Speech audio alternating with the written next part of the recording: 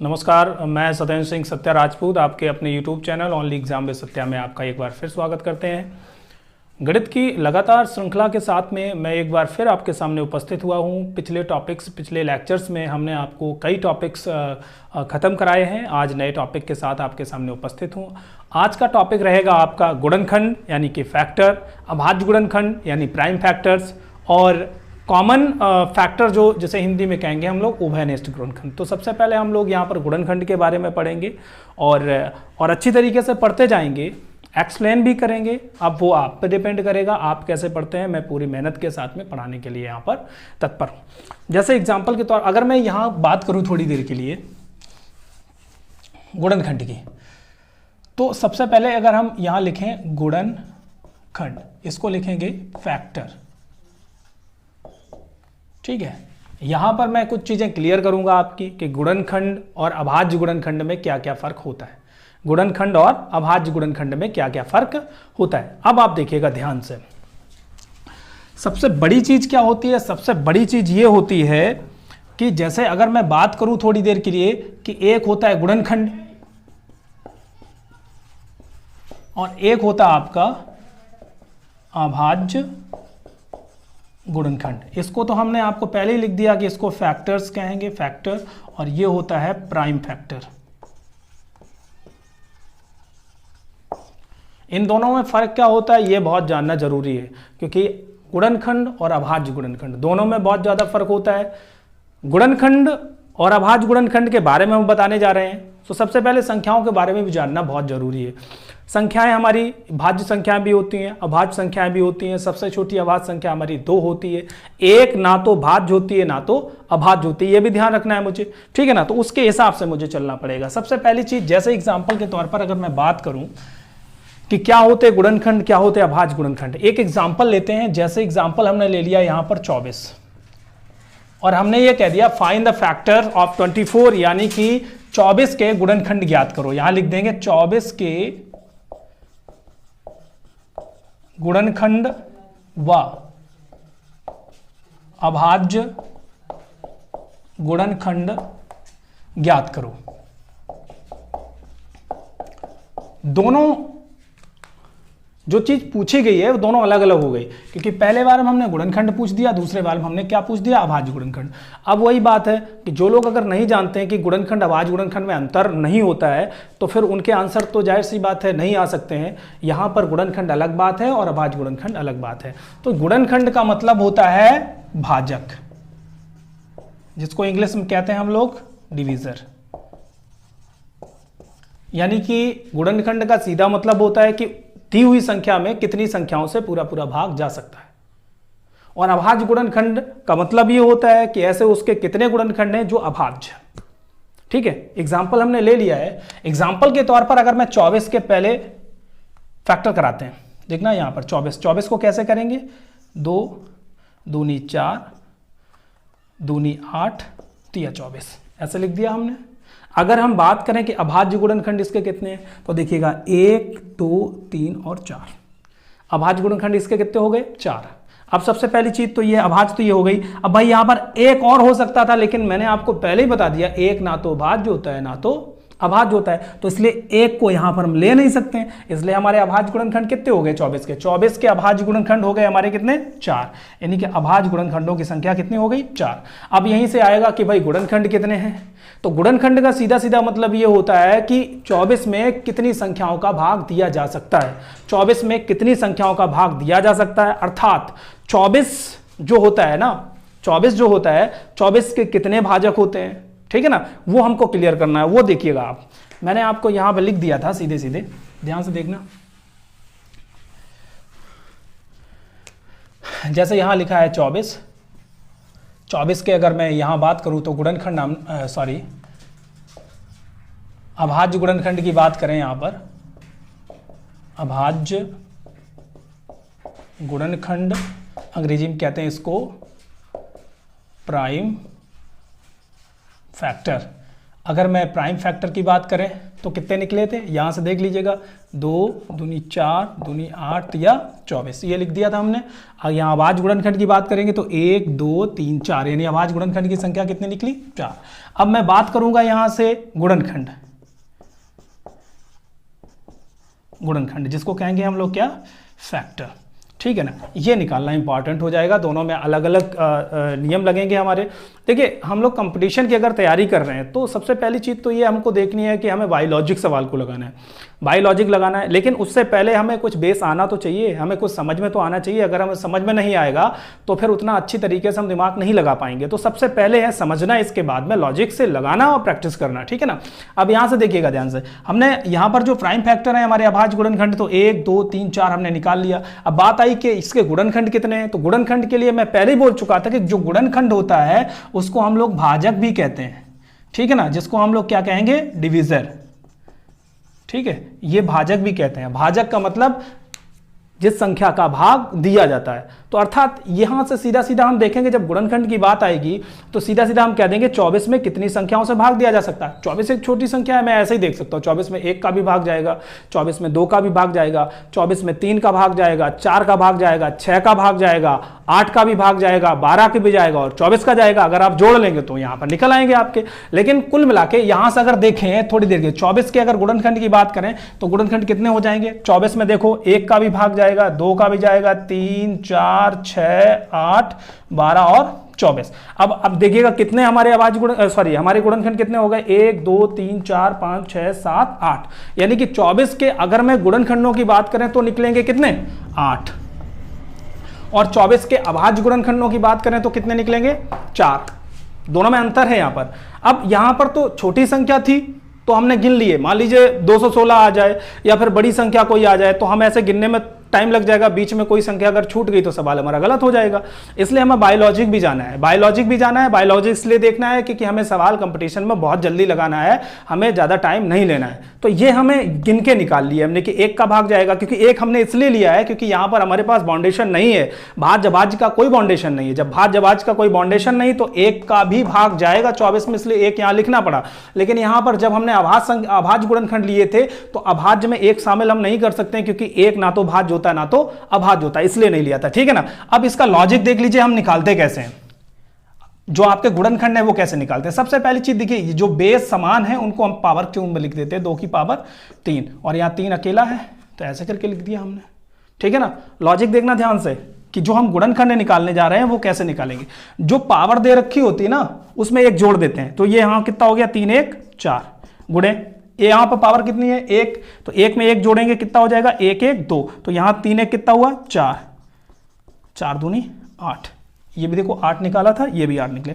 तो निश्चित तौर पर आपको ध्यान ये रखना है कि जब हम गुणनखंड निकालें तो गुणनखंड में पहले हम यहाँ पर अभाज्य गुणनखंड निकालेंगे, अभाज्य गुणनखंडों की कितनी संख्या है, फिर उनको अगर सेम बेस है, हमारे सेम आधार है, उनको पावर्स प्रूफ में लिख के पावर्स में 1 1 जोड़ के उनका गुणा करा देना। अब ऐसा नहीं करना कि इसकी पावर 1 कर लें, इसकी पावर 1 कर लें, इसकी पावर 1, सब में 1 1 जोड़ के गुणा कराना है। मैंने कहा सेम आधार को पहले इकट्ठा करना है। अगर आधार अलग अलग है तो फिर पावर्स को आप ऐसे ले लीजिएगा, अगर यहां पर सेम आधार है तो उनको इकट्ठा करके फिर 1 जोड़िएगा और फिर उसके बाद गुणा करा दीजिएगा, आपका आंसर आ जाएगा। और सवाल लेते हैं यहां पर, आप समझ लीजिएगा अच्छी तरीके से।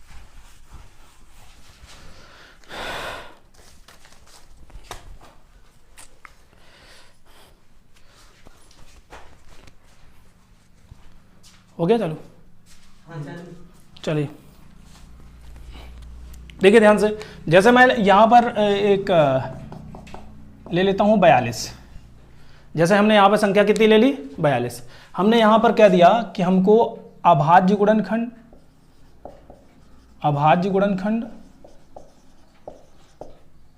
ठीक है और गुणनखंड, ठीक है ना, और गुणनखंड का मतलब भाजक, ये दोनों ज्ञात करने हैं। एक तो ये ज्ञात करना और एक ये ज्ञात करना, ठीक है ना। मैं इकट्ठा इसलिए लेके चल रहा हूं क्योंकि आपके मेथड एकदम से क्लियर हो जाएंगे, अलग अलग लगाएंगे तो थोड़ा सा दिक्कत हो सकती है, ठीक है। ध्यान से देखना है आपको। 42 के पहले गुणनखंड करते हैं, 42 को पहले फैक्टराइज करते हैं। फैक्टराइज करने का मतलब देखना ध्यान से, 6 सत्ते 42 होता है तो इसको लिखेंगे 2 तिया 6 सत्ते 42, ऐसे लिख दिया, ठीक है ना। अगर मैं ये बात करूं कि भाई अभाज्य गुणनखंड कितने हैं, तो अभाज्य गुणनखंड 1 2 3, तीन ही संख्या यहाँ पर मिल रही है ना प्राइम में, तो निश्चित तौर पर अभाज्य गुणनखंडों की संख्या कितनी आ जाएगी? 3।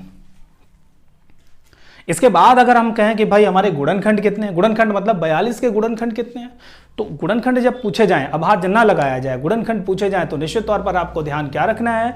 ध्यान ये रखना है आपको कि 42 के गुणनखंड का मतलब होता है कि 42 में कितनी संख्याओं से भाग दिया जा सकता है, अर्थात 42 के भाजक कितने हैं, वो हमको देखना है। सबसे पहली चीज तो ये हमें बायोलॉजिक लगाना है। बायोलॉजिक कैसे? देखिए यहां पर बेस समान है नहीं, जब बेस समान है नहीं तो इसकी पावर 1, इसकी पावर 1 और इसकी पावर 1, ध्यान से देखना है आपको। सबकी पावर 1 1 है, देखिए इसकी तो 1 हो गई, इधर भी 1 हो गई और इधर भी 1 हो गई, तो ये पावर हमारी 1 1 हो गई। हमने आपको लॉजिक के हिसाब से बताया था कि जब हम गुणनखंड निकालेंगे तो सबकी पावर में 1 1 बढ़ा के आपस में गुणा करा देंगे, हमारे अभाज्य गुणनखंड निकल आएंगे। तो यहां देखिए 1 लिखा है, 1 का मतलब 2, क्योंकि 1 बढ़ा दिया, फिर यहां पर 2 हो जाएगा, यहां भी 2 हो जाएगा, तो यहां कितना हो गया? 8 निकल आया, आंसर आ गया आपका। और नहीं तो चेक कर लीजिएगा। चेक कैसे कर लीजिएगा? ध्यान से देखना, 42 लिखा है ना, 42 में देखो 1 का भी भाग जाएगा, 2 का जाएगा, 3 का जाएगा, 4 का जाएगा नहीं, 6 का जाएगा, 7 का जाएगा, ठीक है ना। और इसके बाद में 42 में 14 का जाएगा, ठीक है ना। 14 के बाद में 42 में 21 का जाएगा और इसके बाद में खुद 1 2 3 4 5 6 7 8 आप गिन लीजिएगा। यहाँ से निकाल लिया हमने, 8 यहाँ से निकले, 8 यहाँ से निकले, ठीक है ना। तो निश्चित तौर पर जब हमसे ये पूछा जाए कि किसी संख्या के कितने गुणनखंड हो सकते हैं, तो गुणनखंड इस मेथड से अगर निकालते हैं तो हमको कुछ निकालने में दिक्कत नहीं होगी, और अगर ऐसे निकालते हैं तो ऐसे भी निकाल सकते हैं, लेकिन इसमें टाइम ज़्यादा जाएगा। हम कंपटीशन की तैयारी कर रहे हैं तो मुझे कंपटीशन में समय का भी ध्यान रखना है, समय का ध्यान नहीं रखेंगे तो फिर हमारे लिए दिक्कत हो जाएगी, उसमें कोई दिक्कत नहीं, ठीक है। अब आगे देखिएगा, एक आध सवाल और करते हैं, इसके बाद फिर आगे बढ़ते हैं। ध्यान से देख लेना है आपको। यहाँ पर मैंने एक क्वेश्चन ले लिया, अच्छा क्वेश्चन है।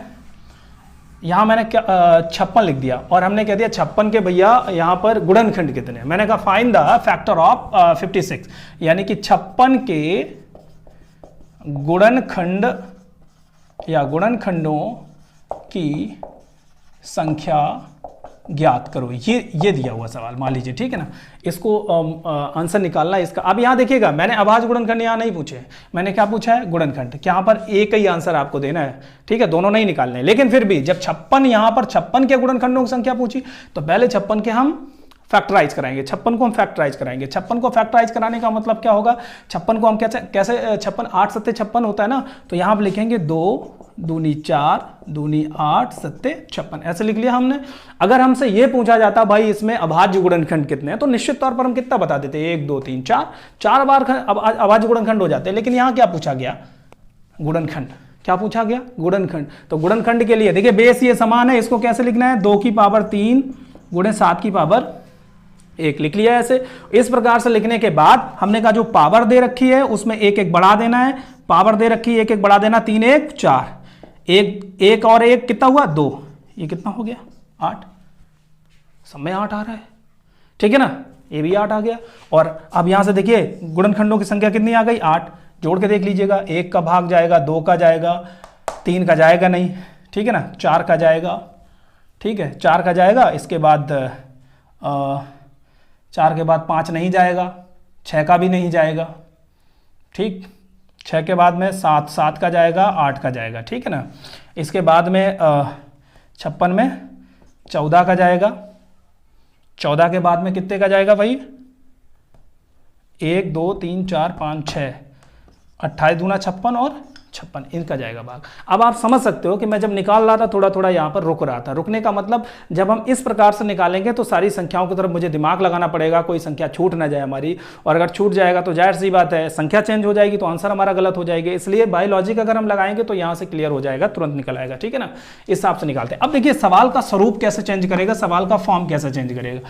जैसे मान लीजिए यहाँ पर लिखा हुआ है, ये एक सवाल लिखा हुआ है, जैसे यहाँ पर लिखा हुआ है एक सवाल ले लीजिएगा 38 के भाजकों की संख्या ज्ञात करो, ये आएगा, ठीक है ना। अब जो समझदार होंगे, हमने पहले ही बता दिया था कि भाई भाजक और गुणनखंड एक ही चीज, ठीक है। अभाज्य गुणनखंड अलग है, तो जो चीज़ हमने गुणनखंड में की वही भाजकों में की। भाजकों का मतलब है कितनी संख्याओं से भाग दिया जा सकता है, जितनी संख्याओं से भाग दिया जा सकता है वही उसके गुणनखंड हो जाएंगे। तो बस सेम प्रोसेस है, सेम प्रोसेस ये 38 के पहले हम गुणनखंड फैक्टराइज कराएंगे, तो फैक्टराइज करने का मतलब ये हो जाएगा 2 गुणे 19, ठीक है ना, ये हो जाएगा। 19 अपने आप में खुद अभाज्य संख्या है, तो इसके गुणनखंड कराए नहीं जा सकते हैं। अभाज्य संख्या के सिर्फ 2 गुणनखंड होते हैं, एक तो 1 होता है, एक स्वयं संख्या होती है, क्योंकि अभाज्य संख्या में या तो 1 का भाग जाएगा या तो स्वयं का भाग जाएगा। इसलिए यहां पर केवल मैं गुणनखंड करा रहा हूं, तो गुणनखंड में एक तो 2 आया, एक 19 आया। अब आप समझिएगा ध्यान से, जब हमसे अभाज्य गुणनखंडों की संख्या पूछी जाती तो यहां पर कितने हो जाते, 1 और 1 2। लेकिन हमसे यह पूछा गया भाई कि गुणनखंडों की संख्या, सॉरी भाजकों की संख्या ज्ञात करो, गुणनखंडों की संख्या ज्ञात करो, तो पावर इसकी 1 पावर इसकी, तो 1 पावर में 1 बढ़ाएंगे तो कितना हो जाएगा 2, 1 में 1 बढ़ाएंगे कितना हो जाएगा 2, 2 दूनी 4। तो ये जो आपका गुणनखंड की संख्या है वो कितनी निकल आई, 4। अब कैसे 4 निकली, आप देख सकते हो कि 38 में 1 का भी भाग जाएगा, 38 में 2 का भी भाग जाएगा, 38 में आपके 19 का भी भाग जाएगा, 38 में 38 का भाग जाएगा। तो देखिएगा 1 2 3 4 बड़ी आसानी से निकल आया। तो ये आपको ध्यान से देखकर चलना पड़ेगा। तो ऐसे हम अभाज्य गुणनखंड, भाजकों की संख्या और गुणनखंडों की संख्या ज्ञात कर सकते हैं। वो आपके ऊपर एक सवाल और लगा देते हैं, इसके बाद में आगे बढ़ूंगा, ठीक है ना। जैसे यहां देख लीजिएगा अच्छी तरीके से,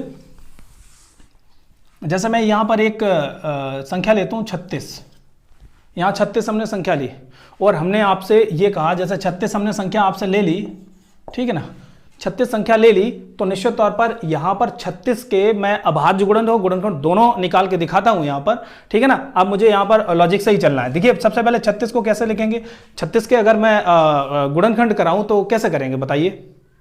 36 कैसा होता है, देखिए यहां पर 2 दूनी 4, तिया 12, तिया 36, ऐसे करके गुणनखंड करा दिया हमने, मतलब फैक्टराइज करा दिया इसको। 2 दूनी 4, तिया 12, तिया 36। अब देखिएगा ध्यान से, अभाज्य गुणनखंड अगर पूछा जाए, अभाज्य गुणनखंडों की संख्या तो कितनी हो जाएगी 4, ठीक है, कितनी हो जाएगी 4। और अगर हमसे यह पूछा जाए गुणनखंडों की संख्या, ठीक है, गुणनखंडों की जगह आपसे भाजकों की संख्या भी पूछी जा सकती है, भाजकों की संख्या ऐसे करके पूछी जा सकती है, ठीक है ना। तो ये चीज़ एक ही है और ये अलग है, ठीक है ना इसको। तो यहाँ से जब हमसे ये पूछा जाए कि भाजकों अभाज्य गुणनखंडों की संख्या कितनी है, तो 1 2 3 4, तो 4 हो गई यहाँ पर। और जब हमसे ये पूछा जाए कि गुणनखंडों की संख्या या भाजकों की संख्या कितनी है, तो फिर क्या करना है मुझे, यहाँ देखिए बेस ये समान है, ये बेस समान, तो 2 की पावर 2 यहाँ से कर लेंगे, 3 की पावर 2 यहाँ से कर लेंगे। तो यहाँ देखिएगा 2 में 1 बढ़ाएंगे निश्चित तौर पर कितना हो जाएगा, यहाँ से देखना है, 2 में 1 बढ़ाएंगे तो कितना हो जाएगा 3, और 2 में 1 बढ़ाएंगे कितना 3, 3 3 का 9। ये देखिए अभाज्य गुणनखंडों, सॉरी गुणनखंडों की संख्या निकल आई 9। अब 9 कैसे निकली एक बार फिर देख लीजिएगा, 2 दूनी 4 है यहाँ पर, तो 2 यहाँ पावर 2, 1 पावर बढ़ाई यहाँ पर 3 हुआ, 1 पावर बढ़ाई कितना हुआ 3, 3 3 का 9। अब ऐसे गिन लीजिएगा भाई, 36 में भाई 1 का भी भाग जाएगा, 2 का जाएगा, 3 का जाएगा, 4 का जाएगा, 6 का जाएगा, और इसके बाद में 9 का जाएगा, 12 का जाएगा, 18 का भी जाएगा और 36 का जाएगा। देखिए 1 2 3 4 5 6 7 8 9 निकल आए। लेकिन कहीं ना कहीं अगर बड़ी संख्या है तो फिर जोड़ने में दिक्कत होगी, इसलिए बाई लॉजिक लगाएंगे तो ज़्यादा बेहतर तरीके से हम लगा सकते हैं, ठीक है ना। तो आज के लिए इतना ही रखते हैं, और आप चैनल को देखते रहिएगा, अच्छी तरीके से पढ़ते रहिएगा, चैनल को लाइक करें, शेयर करें और सब्सक्राइब करें। हम पूरी तरीके से पढ़ाने के लिए तत्पर हैं। नमस्कार।